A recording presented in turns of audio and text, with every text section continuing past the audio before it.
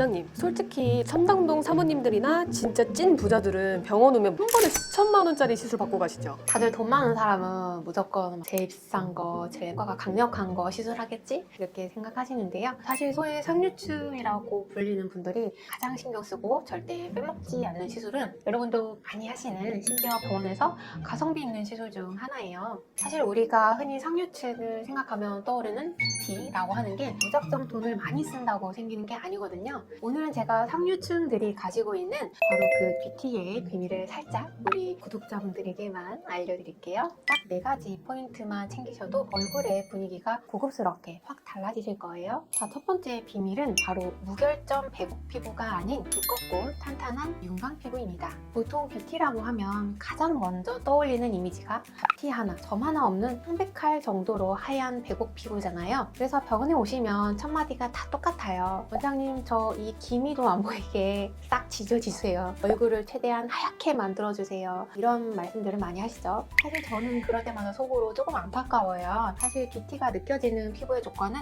단순히 피부의 밝기나 잡티의 유무가 아니거든요. 주변의 피부는 진짜 하얀데 왠지 모르게 좀 푸석하고 힘이 없어 보이거나 예민해 보이는 분을 본 적 없으세요? 반대로 얼굴에 주근깨도 조금 있고 기미도 살짝 보이는데 피부가 정말 탄탄해서 건강해 보이고 고급스러워 보이는 분들도 있고요. 옷감을 한번 생각해보세요. 우리가 명품 매장에 가서 피부급 실크나 캐시미어를 보면은 어떤가요?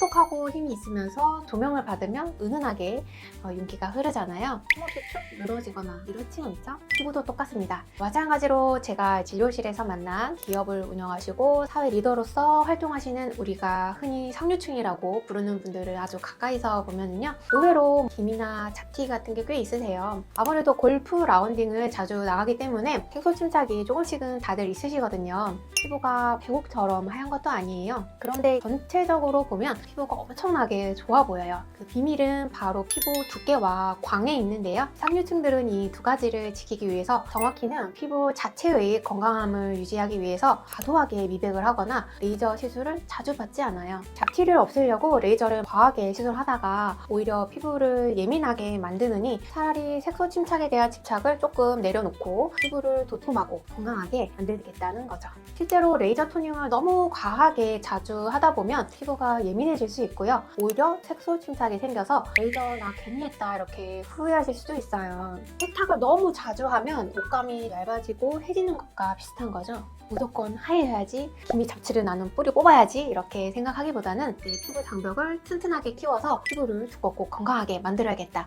표를 한번 바꿔보시는 게 어떨까요? 이게 훨씬 더 고급스러운 이미지를 만드는 방법입니다. 두 번째 비밀은 바로 굴곡 없이 매끈한 얼굴형인데요. 이게 정말 중요한 포인트인데요. 우리가 나이 들거나 얼굴 관리가 안 되면 살자주름이나 입가 마리오네트 라인 쪽에 깊은 골짜기가 생기잖아요. 그렇게 되면 조명을 받았을 때 얼굴이 울퉁불퉁해져서 그늘이 지고 무한히 있어 보입니다. 그런데 뷰티 나는 얼굴은 필요한 곳에는 적당한 볼륨감이 있으면서 이마, 반자, 옆볼, 턱 라인까지 이어지는 선이 굉장히 부드러워요. 그렇다고 해서 얼굴에 살이 찌거나 필러나 지방을 많이 넣어서 빵빵한 게 아니라요. 꺼져야 할 곳은 살짝 들어간 느낌만 있고 볼륨이 있어야 할 곳인 박광대나 이마 중앙 부위는 적당히 볼륨감이 있어서 입체적이라는 뜻이에요. 이분 케이스 볼까요? 눈썹 위쪽 헤어라인, 눈썹 뼈 주변과 반자가 푹 꺼졌죠. 흔히들 땅콩형 얼굴이라고 하는 형태인데요. 이렇게 그늘진 부위에 볼륨을 살짝씩 더하면 훨씬 피부결도 좋아 보이고 얼굴 라인이 매끄러워졌죠. 상류층의 시술은 이렇게 세밀하게 얼굴 라인을 다듬어 주는데요. 반상학적인 측면도 많이 중요시합니다. 특히 반듯한 이마 라인, 그리고 제복이 들어온다는 도톰한 기포를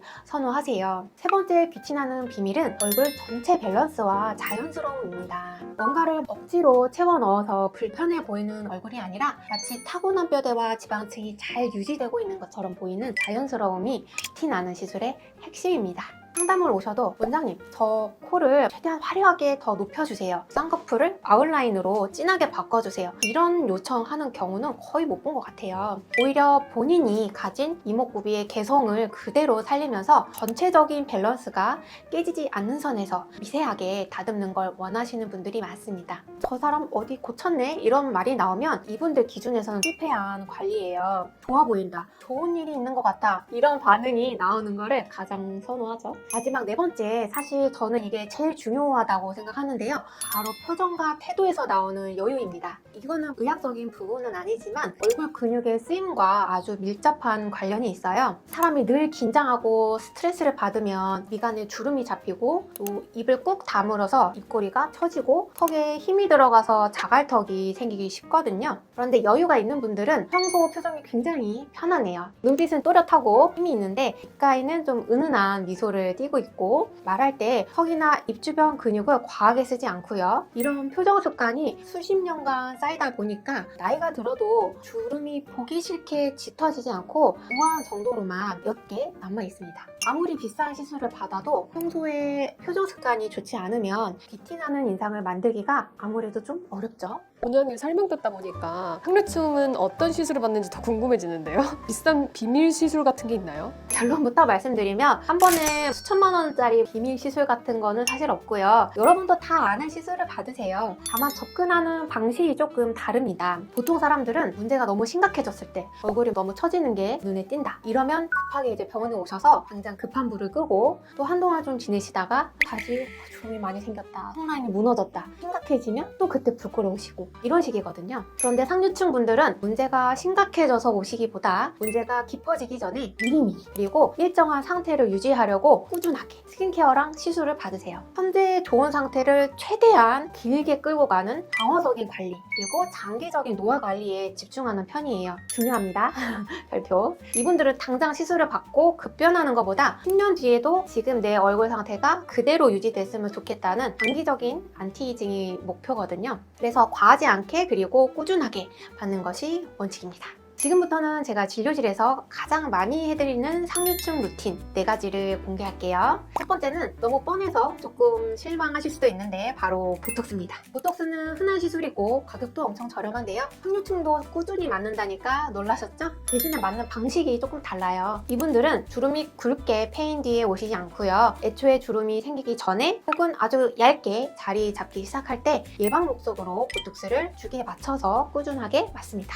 주름이 생기지도 않았는데 보톡스를 맞으면 너무 이른 거 아니에요? 나중에 내성 생기면 어떡해요? 보통 그렇게들 많이 걱정하시죠. 하지만 내성은 너무 자주 보톡스를 과량으로 맞을 때 생기는 거고요. 적절한 주기를 지키면서 내성이 적은 보톡스를 사용하면 내성이 발생할 확률이 훨씬 드물어요. 무엇보다 주름은 종이 접기랑 똑같은데요. 한번 깊게 접힌 종이는 아무리 다림질을 해도 자국이 남잖아요. 그래서 아예 깊게 접히지 않도록 힘을 살짝만 빼주는 게 중요합니다. 표정이 경직될까봐 걱정하시는 분들의 경우에는 표정은 자연스럽게 지어지지만 주름이 깊게 잡히지 않을 정도로만 아주 소량씩 피부층에 얕게 놓는 스킨보톡스 방식을 선호합니다. 희석된 보톡스를 피부 전체에 얕게 주소하면 단주름이 싹 펴지면서 모공도 개선되고요. 턱라인을 당겨주는 리프팅 효과도 좋아요. 참고로 저도 이건 주기에 맞춰서 꼬박꼬박 챙겨서 먹고 있습니다. 그만큼 보톡스는 가장 가성비 좋은 노화 방지 시술이에요. 두 번째는 꺼진 부위 채우기인데요. 상류층의 시술은 그늘져 보이고 피곤해 보이는 인상을 줄이는 방향으로 시술 받으시거든요. 나이가 들면 주로 이마 가측, 반자놀이, 앞볼, 옆볼, 눈꺼풀 같이 볼륨이 줄어들어서 꺼지고 그늘지는 부위에 필러를 채워서 얼굴 라인을 전체적으로 매끄럽게 만드는데 많이 집중하시더라고요. 다만 앞서 말씀드린 것처럼 인위적인 과한 볼륨은 정말 싫어해서 정말 한 듯 안 한 듯하게 자연스럽게 필러나 콜라겐 주사를 시술하는 편입니다. 한 번에 많이 넣고 1, 2년 쉬다가 병원에 오시는 게 아니라 자주 병원에 오셔서 경과를 체크를 하고 아주 미세하게 조절하는 정성이 들어갑니다. 내 얼굴에 그만큼 지속적인 관심을 쏟는다는 게 가장 큰 차이점인 것 같아요. 세 번째는 피부 자체의 힘을 빌려주는 스킨 부스터입니다. 대표적으로 리쥬랑 같은 시술이 있는데요. 상류층 분들은 레이저로 잡티를 태우는 것보다 피부 컨디션 자체를 끌어올리는 주사 시술을 훨씬 더 중요하게 생각하세요. 건강해 보이는 윤기랑 맑고 깨끗한 피부결은 기초 화장품으로는 한계가 있거든요. 반면에 이런 스킨 부스터 시술은 피부 내부에 직접 영양분을 공급해주니까 피부 자체를 튼튼하게 만들어서 화장품으로는 못 잡는 속건조를 해결해줘서 이른바 속광을 만드는데 아주 효과적이에요. 저도 저도 중요한 촬영이나 행사가 잡히면 스킨 부스터 시술들을 미리 받는데요. 확실히 메이크업도 잘 먹고요. 건조하거나 예민했던 피부가 훨씬 진정이 되는 게 체감이 돼요. 마지막 네 번째는 리프팅입니다. 실리프팅이나 안면 거상은 시술 주기가 조금 길기 때문에 평소에 관리할 수 있는 초음파, 고주파 리프팅을 꾸준하게 받으시는데요. 이런 시술은 받고 나서 즉각적으로 얼굴이 확 바뀐다기보다는 서서히 콜라겐이 생성되면서 피부가 쫀쫀해지는 효과를 기대하는 거예요. 흔히들 적금 든다, 보험 들어놓는다 이렇게 말하잖아요. 리프팅 시술에서도 핵심은 무너진 라인을 조금 정리하게 내 인상은 그대로 가져가는 것이라고 할 수 있어요. 자, 여기까지 성유층 얼굴의 특징부터 자주 받는 시술까지 알아봤는데요. 정리하자면 고급스러운 분위기의 핵심은 단순히 하얀 피부가 아니라 피부결이 정돈되고 윤기 나는 피부, 과한 볼륨이 아니라 굴곡 없이 매끄러운 얼굴 라인, 인위적이지 않고 자연스러운 관리, 여유 있는 표정과 태도라고 할 수 있어요. 딱 이 네 가지만 지키셔도 피부 건강을 지킬 수 있는 건 물론이고요. 어딘지 모르게 우아하고 여유가 넘치는 티나는 인상을 갖게 되실 수 있을 거예요. 오늘 영상이 도움이 되셨다면 구독과 좋아요, 알림 설정까지 부탁드리고요. 궁금한 점은 아래 댓글로 편하게 남겨주세요. 보고 싶은 주제를 댓글로 남겨주시면 제가 다음 영상 만들 때 참고하겠습니다. 그러면 다음 영상에서 또 만나요. 감사합니다.